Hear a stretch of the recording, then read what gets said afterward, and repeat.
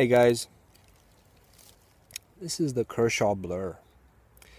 I've seen a lot of videos on YouTube about this knife, and somehow I never really thought that I would want to buy this knife to carry it as an EDC until I saw Stefan 123321's video about this knife. Something hit home, and I said, you know what? I want to try it out. Now, I knew a couple of reasons why I wanted to try it out. The first one was the speed safe, and that was because of this knife. This is the Zero Tolerance 0350, which also has the speed safe opening mechanism. Now, I have a review on this knife. If you want to know my thoughts about it, go out and check that review. But what I want to say is this is an excellent working knife. It's very well built, a bit stubby, sits very well in hand, and I used to keep a very toothy edge on this one. Maintained it with just a very coarse diamond rod. And for those tasks that I put it through, it did excellent. That toothy edge really bit itself through all the dirty plastic bottles and dirty cardboard pieces that I had to cut.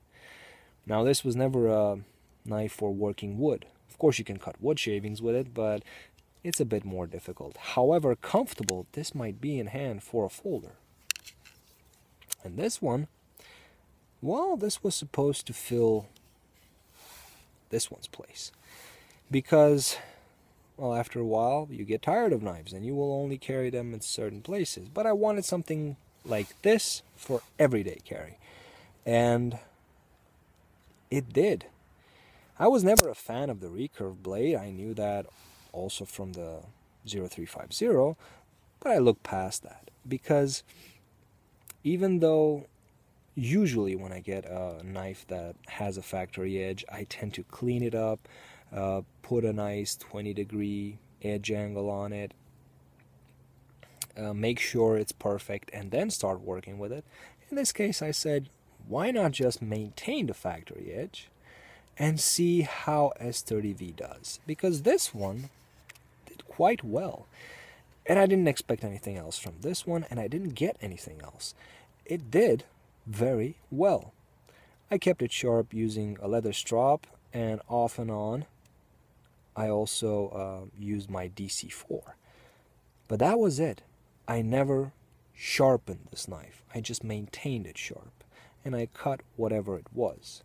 Now, I have to be honest and say that whenever I went somewhere where I knew I was going to have to cut more cardboard or pieces of wood that were thicker, I would take a secondary knife that had thinner, finer edge, because folders are not the most comfortable cutting tools, and if they have a steep edge angle, they will tire out your hand. They will become uncomfortable.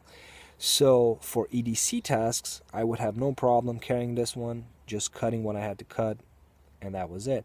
But whenever I went working around at the cabin, I also had something that had a thinner, finer edge. But back to this one. The S30V did great. This rubberized tape does an excellent job making sure that your fingers don't slip even when wet or greasy. The thumb studs, a lot of people say that they are a bit aggressive, and that is true. They are a bit aggressive. I did not mind that at all. And as for the aluminum handle scales, some people say that in winter they will be very cold, making them uncomfortable. Well, this is a pocket knife. It's going to be in your pocket, you're going to do something with it, and then put it back in your pocket. So it's not going to get that cold, unless you somehow leave it in a piece of wood for 5 minutes. Then it's going to be uncomfortable. But I never had that problem. Now, the only downside to an aluminum handle is the fact that you're going to see the scuff marks immediately. From your keys, from dropping the knife, as I did here, and in general, you're gonna start seeing aluminum under the coating. For me, that's fine. I like it. The pocket clip does an excellent job. You can position it for a tip up, tip down carry, but only on this side. Here you have no holes, and for me, once again, that is fine.